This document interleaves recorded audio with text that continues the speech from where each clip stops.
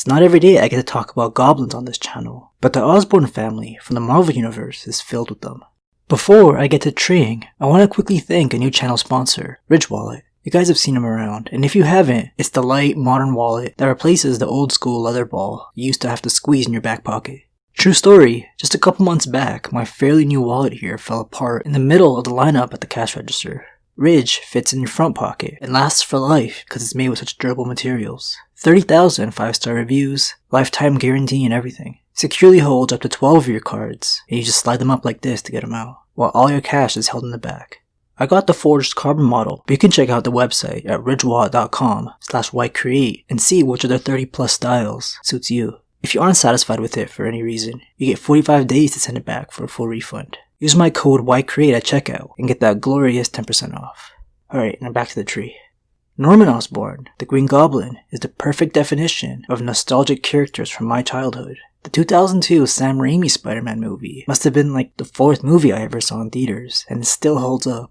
Big part due to Willem Dafoe's portrayal of the villain. The Osborn family had a major part of the trilogy, but there was no way the movie could cram in 60 years worth of Osborn backstory from the comics. We don't get much more than Norman and his son, Peter's best pal Harry, and their history has really been fleshed out because of how iconic and successful of a villain the goblins turned out to be. Oscorp is a reoccurring theme in the story, so you know the family line runs deep. Norman may have been the founder, but the famous lineage goes back 3 generations. In the 2000 run of Spider-Man, Revenge of the Green Goblin, we get introduced to Norman's great-grandfather. Alton Osborne put the family name on the map. Whatever he did for a living, Alton established a family fortune and built their mansion way back in the 1880s, and is still standing today.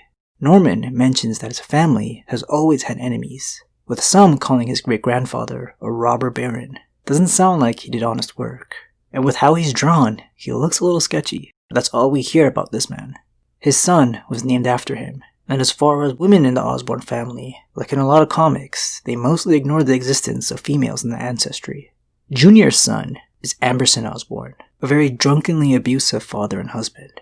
Amberson claims that his invention was stolen, which led to him losing the entire family fortune since he invested so much into it.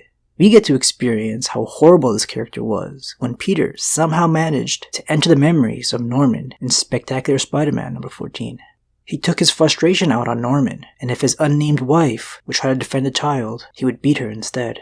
Norman believes it was his own father's foolishness that cost him everything. Amberson just couldn't take responsibility for it, but still looks back at his father with some respect. In his own cruel way, Amberson forced his son to face his fears and be a man. Norman's upbringing shaped him to be a cold asshole with his future family, and in the business world. Norman was dedicated to restoring the Osborn name. He achieved just that, however unethical his methods were. Norman became a scientist and created Oscorp in New York City. He even managed to find himself a wife. This generation is where all the wacky Marvel storylines begin. If you've watched my X-Men family tree videos, you know how wild their writers' imaginations can get. Norman married the love of his life, a woman named Emily Lyman, but she quote-unquote died months after their son Harold was born, but we all know him as Harry. Just a couple years ago, Emily was written back into the Spider-Man comics, with the explanation of her faking her death to get away from Norman. She left her little baby with one of the worst men around. Harry's childhood was so bad that he had to ask where they kept the food, and his father would tell him to take care of himself. This is a wealthy household we're talking about. Norman was too busy trying to take over the world.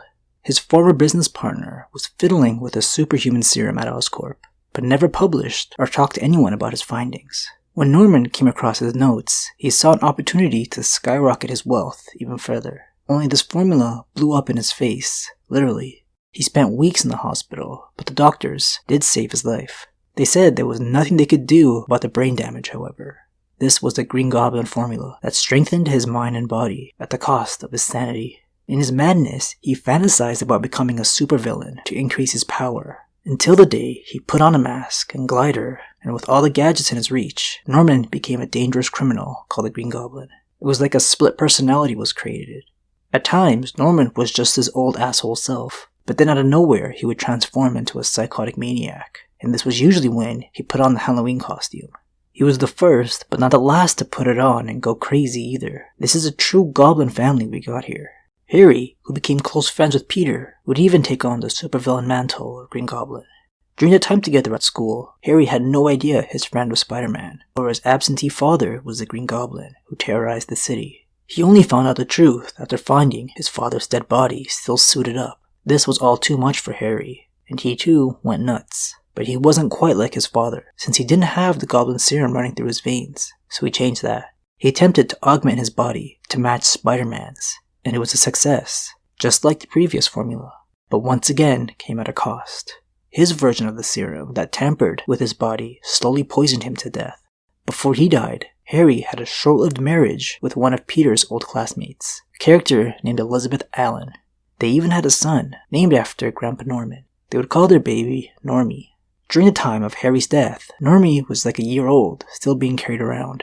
But you just can't have iconic characters permanently leave a Marvel story, regardless of how impactful their death was. Both father and son goblins would return from the grave, with the explanation of the formula giving them regenerative abilities.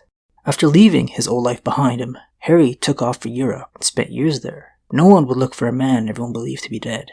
He fell in love with another woman named Lily Hollister when he finally returned to America.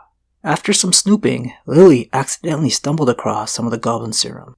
It fell over and transformed her into another one of the crazed goblins. This version of the formula mutated her body when it made contact with her skin, so Lily can now transform into an actual goblin monster without having to put on any Halloween costume. And her appearance is pretty terrifying. She's been called the Grey Goblin or Menace ever since.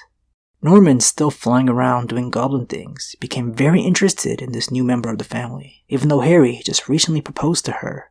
And Norman noticed the ring on her finger. He made a move, successfully stealing his own son's fiancée.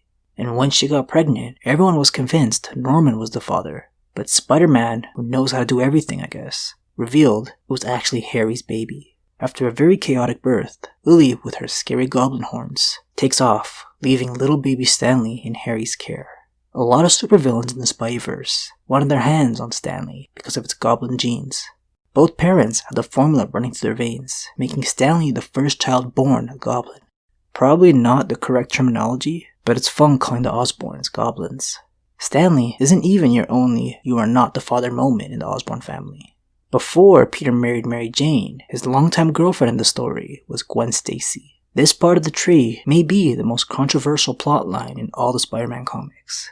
While Peter and Gwen were in different countries, she gave birth to a set of twins. Peter didn't even know she was pregnant. To make things worse, he only found out long after Gwen's tragic death at the hands of the Green Goblin, aka Norman Osborn. But the truth was, she didn't tell Peter about the twins because they weren't his. The father was Norman. She cheated on Peter with the least likely character in the whole story, and her only reasoning being she was enticed by his magnetism and strength. Pretty out of character for a good girl Gwen. The twins turned out to be a boy named Gabriel and a girl named Sarah. They kept their mom's last name of Stacy in order to hide their father's identity. Gwen intended for Peter to help her raise the children, a pretty crazy idea considering they were fathered by his arch-nemesis. But things get even crazier. The goblin genes affected them far differently than Stanley. The twins were born 2 months premature, but came out fully grown and developed. And after Gwen's death, they aged rapidly while in the care of Norman, their father, and the man who killed their mom. Norman would feed them false information all their life. First, by telling them that he was just their uncle, and their true father was Peter, who killed their mom. With their rapid aging, after only a few years, they were full-grown adults, and they were set on avenging their mom by destroying Peter's life, and then, after everything is taken from him, only then would they take his life. Norman's manipulation worked, and all this really messed with Peter. Even when the twins finally found out the truth, Gabriel was still set on killing him. He took in more of the Goblin serum, which turned him even more unhinged. His case of split personality was even worse than Norman's, while his sister Stacy was a lot more mentally stable. And the family drama doesn't end there. The woman hired to be a nanny for both Harry's children, Normie and Stanley, turned out to be Harry's mom that faked her death all those years ago, would come after them, and she was right. He was looking for an heir to the Osborn Empire, after Harry was a failure in his eyes, and Harry wanted nothing to do with his father. Norman got his hands on the Carnage symbiote, which upgraded his powers and turned him into a new and improved Red Goblin. In one of the creepier panels, Norman runs off with his grandson Normie, who was increasingly becoming jealous of his little half-brother, Stanley, for all the attention his father was giving the baby. This resentment made the kid the perfect evil sidekick for the Red Goblin. Norman was able to transfer some of his new goblin powers into Normie, finally making him part of the superpowered family as Goblin Child. When all the battles were resolved, everyone believed they got the symbiote out of Normie's system, but this issue ends with the carnage look still in his eyes. Harry was able to forgive his mom for abandoning him, and after that major Red Goblin fight, he vowed to retake the Osborn name and make something good of it. He previously hid from his last name, even changing it to his mother's maiden name, Lyman, for a while. And that's where this family tree ends. But other characters outside of the Osborn bloodline have carried the Goblin mantle, most notably Hobgoblin. But this video's gone on long enough to delve into all that. I know there's only so much crazy backstory plot lines you guys can take. Hope y'all enjoyed this family tree. The only other ones I've done on the Marvel Universe have been X-Men characters. If you haven't checked them out, I'll leave a link to the playlist on your screen now. Thank you to Ridgewallet for sponsoring this video, and thank you guys for watching and nerding out with me. I'll see y'all soon with something else to talk about.